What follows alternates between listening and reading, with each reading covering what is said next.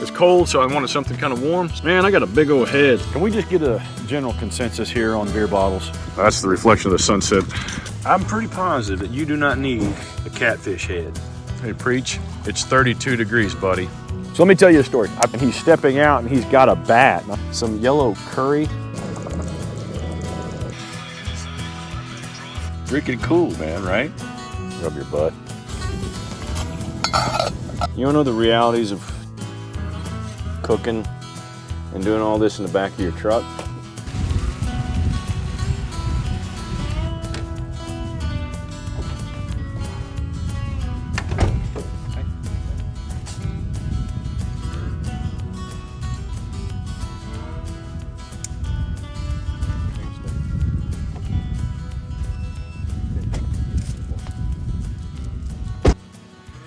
Welcome back, everybody, to another episode. It is cold. If you haven't figured that out, and I don't know why you would, since you're not here. But it's cold, so I'm gonna get some layers on. I can put my vest on without putting a straight jacket on. Anyway, we are, chilly. We are out here on Lake Eufaula again.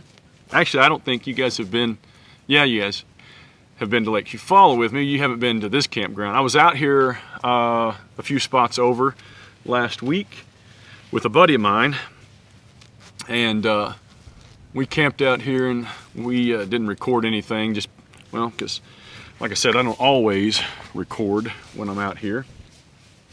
Not always. Woo! It is chilly. Let me get layered up, and we're gonna get camp set up. I've got a dog over there. I've got a dinner that we're gonna cook tonight. We're gonna have some, it's cold, so I wanted something kind of warm. So we're gonna have some warm chicken curry, yellow curry. We'll cook that in the truck, and we're gonna get set up here, with the fire going and all that kind of stuff, and get kind of settled in. And then we're going to cook in the truck tonight. Excuse me. And see how, well, we're not going to see how that goes. I know how that goes. We're going to cook in the truck. But until that, I'm not really hungry right now, so we're going to cook later than we normally do. Normally I try to get that done fairly soon to get here to race the time and the light. But with the temperature and everything, we'll just do it inside the truck tonight. Wait a minute, I got a heated jacket on. I forgot this jacket was heated. I'll talk about this another time, but yeah, I've worn this a couple times, and I grab it because I like the jacket. It's a very good windbreaker and stuff. Kind of a good soft shell, but it's heated. And I didn't even really think about that, but I'm gonna damn sure use it today. Man, I got a big old head, so stuff always fits me all jacked up. Anyway, let's get this wood out of here. Let's get a fire started, and the faster I get a fire started, the faster I can start two-stepping. And it is a Friday night, so that means I want to do some dancing. Man, I can't stop doing that. Why am I always finger banging? That's so crazy. Look at that guy over there. Hey, what are you eating on? See, this is... What do you got? Exactly. Stop. What is it? Leave it. What are you eating there? What is it? Oh, man. Dude. Oh, it's a piece of chicken. Or I don't know what the hell that is. What is that? All right. I guess eat it. Whatever the hell it is. Good Lord, that's heavy. Excuse me. Let's see here.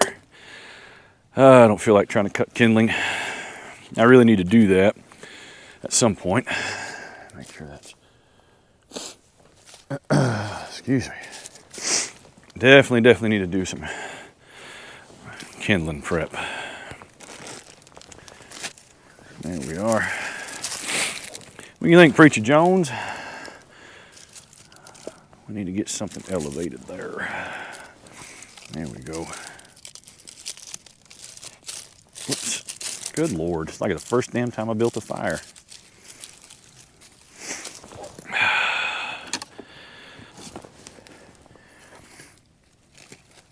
There we go. We are all set up, and this is going to be it.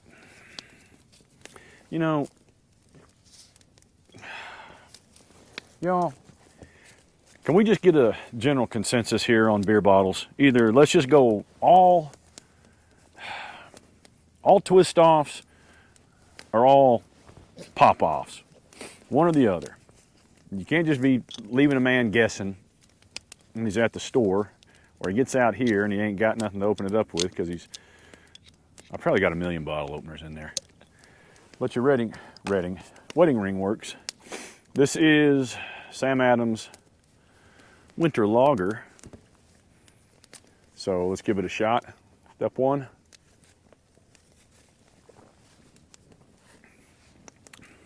That's pretty good. I like Sam Adams. I like their stuff. This is Redbreast 15 single pot Irish. So Ahmad was gifted to me from my friend Ahmad. Thank you very much, sir. This is fantastic stuff.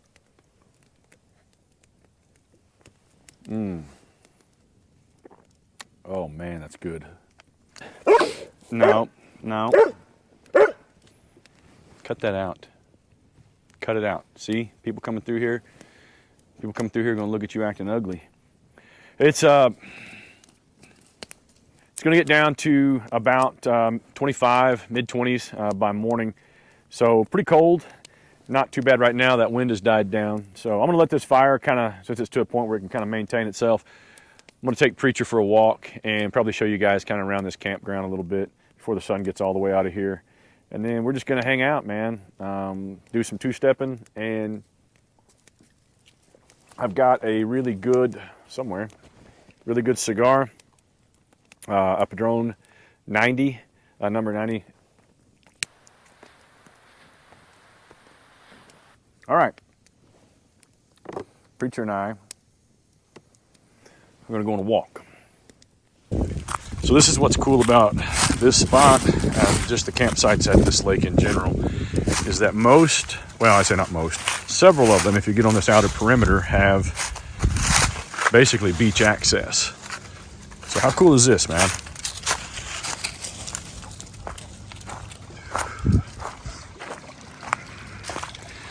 So you can get that's the reflection of the sunset, the direction we're, hey man, dude, whatever, you're gonna freeze if you get in there, boss. You do you though, you know. I can treat you for hypothermia. I've got the tools. Anyway, reflection of that sun setting over there, really pretty out here. Preacher, come here. He's got something in his mouth. What do you have? Bring that to me right now. Bring it here. Hey, here. What do you have? Leave it. Thank you. Dude, I'm pretty positive that you do not need a catfish head. Hey, leave that alone. That's nasty. Yeah, it is. Don't shake your head no to me. Leave it alone. Let's throw it out in the water. If I wanted you to get that catfish head, I would have just said, hey, Preacher, you want a catfish head? But I didn't. Hey, dude, get out of that. You're quite the butthole. Hey, Preacher, did you just get that head out of there? Get out of the way. I just threw that out there, dude. Golly. Further. You're not, You ain't going out there that far. Just stop it.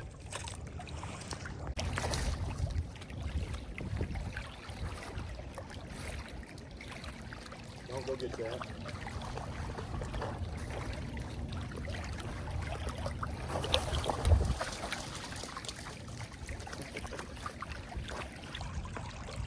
Hey, Preach, it's 32 degrees, buddy. It's 32 degrees. He's looking for that fish head. What a butthole. You know, I threw it there so you wouldn't get it. So let me tell you a story. I've told you guys a story a couple of times on here. I was a canine handler. I handled 3 different dogs in my career. This would have been the 2nd dog that I was handling. As a canine handler, you're subject to call out. So I was at the house one night and I got a call from my agency that the Highway Patrol, Oklahoma Highway Patrol, was involved in a pursuit that had crashed out or terminated, and the guy fled on foot. And so they wanted me to come out and track him. So as we get to tracking, we come up on a farmhouse, and there's an outbuilding in this farmhouse, kind of a large kind of barn thing, a ready-made structure. And the dog is pulling me over there. The dog's name is Marco, and Marco's pulling me over there. And as we get in there, he makes entry. I open the door. He goes into the barn, and I stay on the outside, and my cover officer was several yards away. And so he goes in, and he immediately, as he enters the structure, he immediately button hooks, and I hear him just kind of agitated, and he's really messing with something on the floor. And so I go ahead and make entry, and whenever I make entry, I think he's got somebody in a corner. And when I get in there, there's nothing in the corner, and what he's messing with is there's an asthma inhaler. Now, I don't know how many barns you've been in, but that's not something you commonly see in that setting. So that told me that somebody was in there, and man, the hairs on the back of my neck stood up. Now, we're over here, we come in, and we immediately button hook to the right, and so it's a long barn. And so I'm over here, and about the time I saw that, I used my light, and I see that asthma inhaler, I'm like, oh, shit, you know, somebody's in there with me. And as I went to turn around to check and scan the rest of the area, the dog, Marco, he cues up and then spins around, and he launches just over my left shoulder. And as I spin around, there was an upright freezer when I walked in, a big white upright freezer to the left. There was a guy, the suspect that we were looking for, he's standing behind that upright freezer, and he's stepping out, and he's got a bat. And I'm assuming he picked this up in that barn, and he's got a bat, and he's in full swing towards my head. Excuse me. Marco launches and catches the guy's arms in midair right before, excuse me, right before that bat smokes my noggin, and it's on, man. It's on, and he's going to town on him, and so he took the guy to the ground. It was such a cool thing to be a part of, and it sounds weird. You're like, some dude was about to hit me in the head with a baseball bat, and that was a cool day, but it really was. And so that's kind of the jacked up way that if you're going to do that job, I guess you kind of have to think about stuff. But man, I've always been a dog person, and my stint in the unit, boy, did it ever solidify that. It's 8:54. I don't eat very much during the day anyway, and I had a late breakfast, so it took me a little while to get hungry. But I am definitely hungry now. So what we're going to do is pretty simple dinner. I'm going to make some yellow curry, and I picked this up at Walmart. It's basically a kind of a yellow curry sauce. I'm going to doctor it up a bit. I'm going to slice up some boneless chicken breast and put it in there, some onion and some tomato. So pretty simple dinner, really. I need to get started on that, though, so that's what I'm going to do now. So I'm going to put all the vegetables in a baggie here just to get them out of the way so I can clean up my cutting board. I would prefer to have done this all at the house before I left. It just makes it easier to cook back here. Or anytime you're traveling, but I didn't have anything at the house. I'm not going to use all this onion. I'm only going to use about half of it.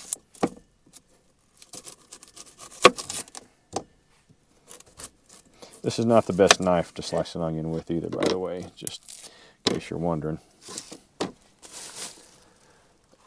Man, that little roll thing there I put up there has come in extremely handy.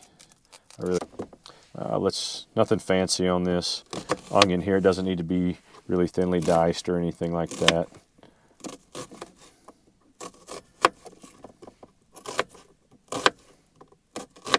That'll work just fine right there. I'm going to throw that in here with this.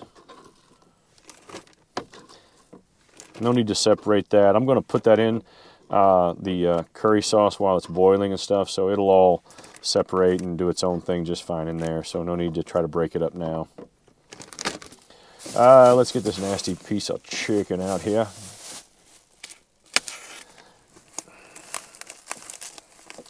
Dude, I don't know when chickens started having Dolly Parton mammary glands, but my God. I don't know what, chickens are little. I don't know. These chickens must be running, well, they're probably not running around and knock themselves out, but tell me it says, say no, yeah, 97% fat-free, 100% natural, no artificial, whatever. That damn chicken was on more testosterone and Deca and D-ball than Arnold was back in the 80s. That's the only way you get big old chesticles like that. Let's get to cutting this chicken. I'm just going to slice this. I'm going to kind of go down the middle on this, divide that up right along. I'm not going to separate that tenderloin. If you know what I'm talking about, cool. If you don't worry about it. I'm just going to come in here. The thinner you slice this, the easier it is and faster it is to cook. It's easier to eat that way, especially with the type of meal. So I'm going to go thin strips on this. If you've never had Thai food or a curry or anything like that with a chicken in it, it's usually fairly thinly sliced anyway. And I'm going to have to separate this. I don't think I'll be able to do that all at once. It's going to be a pain in the butt. All right. The more you, or the thinner you slice it, once you get your pot to a boil, the less time it's going to take to cook your chicken.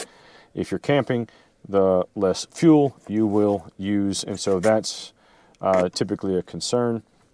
I'm going to save this piece right here for Preacher. He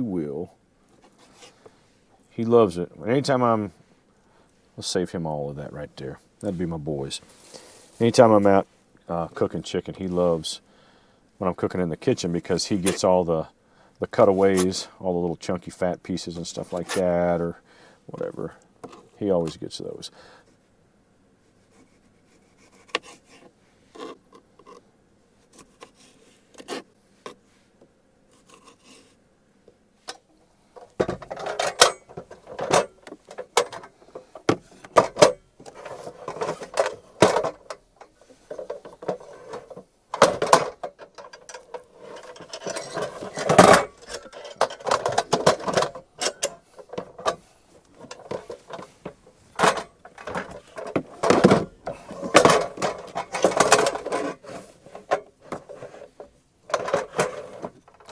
How did this work? How did I set this up before? How have I done this? How in the world have I done this? Are you shitting me? I just cooked off of this.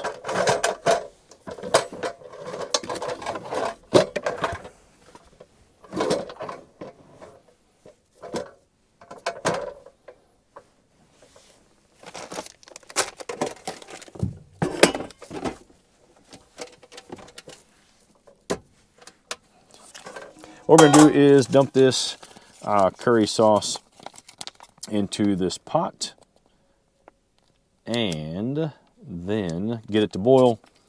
And then once it's boiling, I'm going to add, if I can get out of here without making a mess, folks, it'll be a miracle.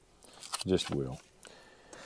I don't know what it says. A cup of water, half a cup of water. Does it matter? It doesn't matter. Let's just say that much water. That looks good. There we are. Now we're cooking with gas. All right, so once this curry starts to boil, then I'm going to throw in some chicken and our vegetables and stuff. It's a coconut curry, which I like a lot, so I'm going to go ahead and throw these vegetables in now.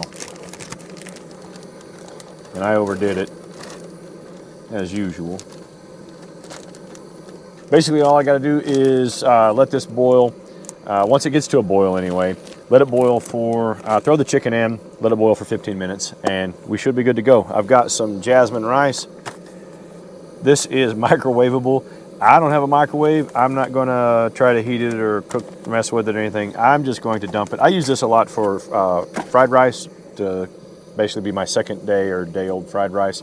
So I'm not that worried about it. I'm just going to put the hot stuff on it. It should be just fine. Don't overthink stuff like this, guys. It's not that big a deal, really. I'm going to hold off on the tomatoes. I like curry with tomatoes in it, or some curries. So I like that. So I'm going to put those in there, but I'm going to do it towards the end. That's a lot of chicken for that. I may throw a little bit more liquid in there just to get that cooked down. No. It'll be plenty. It's going to be just fine. It's got to boil for 15 minutes. I don't want it to go dry. And yeah, I might actually. Wow! No, y'all didn't see that. I did not burn myself. I'm going to go an episode without burning my damn self. A little bit more water in there. That wasn't a big deal. I'll live. Woo! Getting warm in here now. You could put potatoes. I love potatoes in there in this type of stuff, but I didn't venture out and mess with it this time. I just didn't want to do it. So.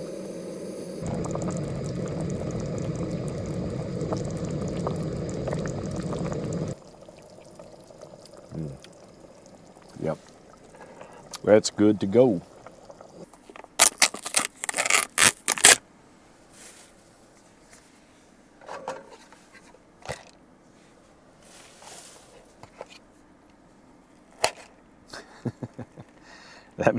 This may be a dumb move on my part. I don't know. But I'm thinking that is going to be hot enough that it will cook this. This only needs to be microwaved for a minute. So, I mean, why would I think that wouldn't work? I don't know. I don't know why I wouldn't. Seems plausible to me. Try to get as much juice as I can initially there.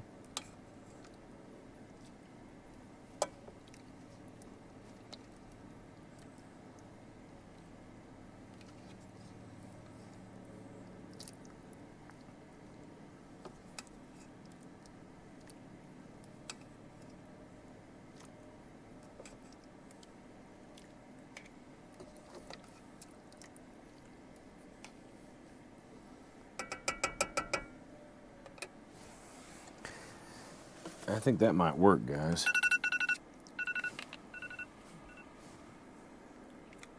I'm going to let that sit for just a little bit and cool off and cook that rice while I get set up to relax. Here we go. I'm watching the Notre Dame, Indiana game. So let's see if this rice got kind of cooked up here. A little bit of that and some chicken, everything all in one bite.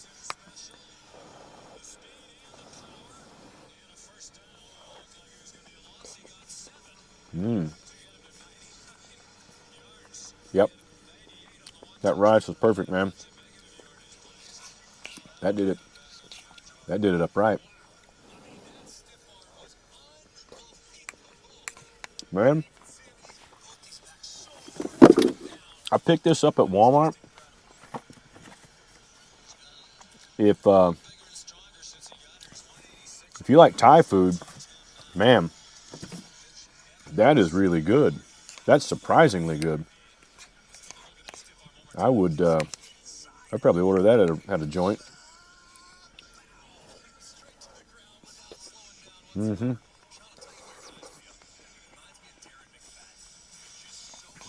It's a sweeter curry. Got coconut milk.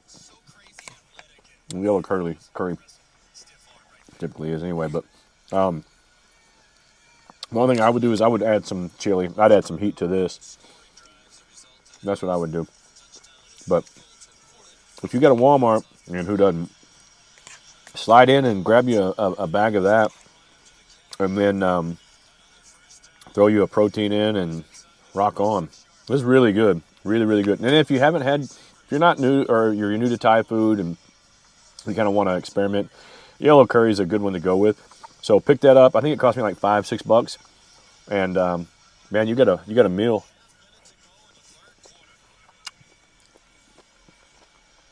It's a good introduction to Thai food if you're not familiar with it.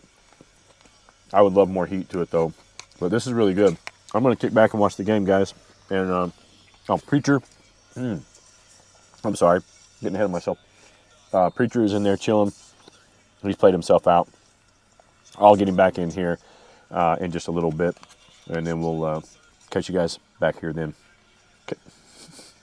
See you in a bit.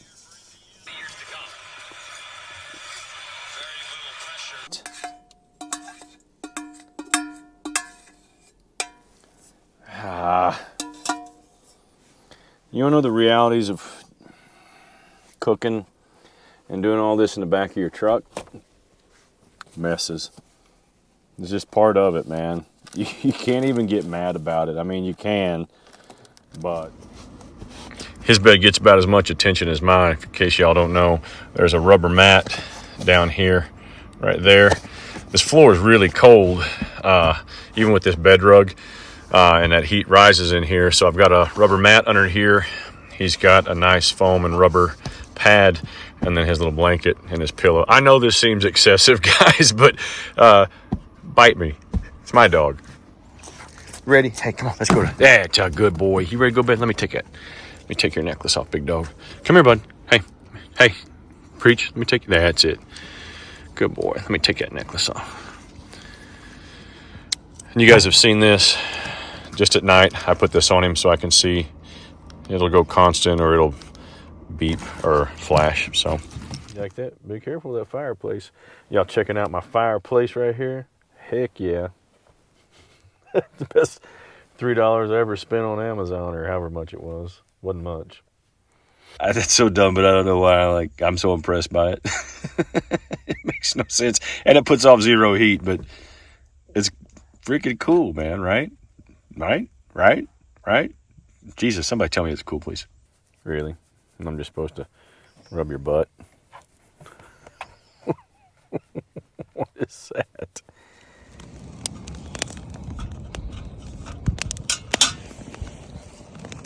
We're going to try some Jim Beam bourbon vanilla. I don't particularly like flavored coffee, but I needed some coffee, and it was at the checkout or something, so I thought I'd try it. These are some new little filters I'm trying. Look like little hair nets. See how that works out. All kinds of new things. Shit. Sorry about that.